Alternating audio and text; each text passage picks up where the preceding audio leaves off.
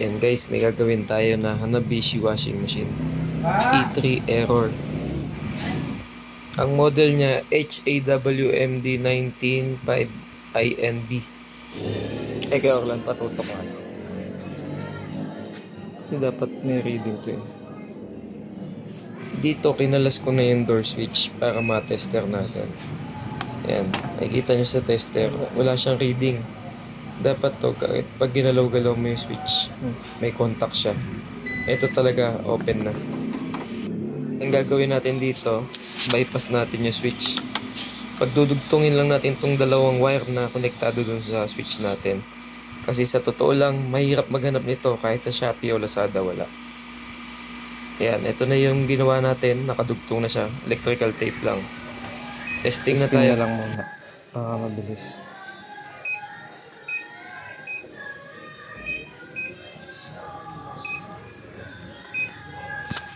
Magdi-drain yan.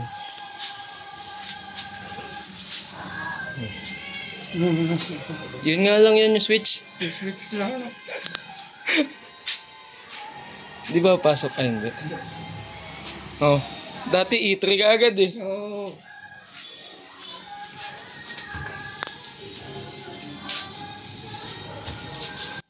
Bali yung ganitong model pala, hindi pala magnetic type yung door lock niya, indoor switch. Kung hindi yung manual, parang yung sa mga ordinary na washing machine. Ito, ang problema lang nito. Dati di ba pagbuksan mo, titigil. Ngayon, kahit buksan mo yan.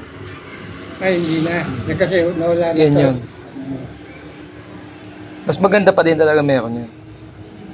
Lalo kung may bata. Dahil pag di may iwasan.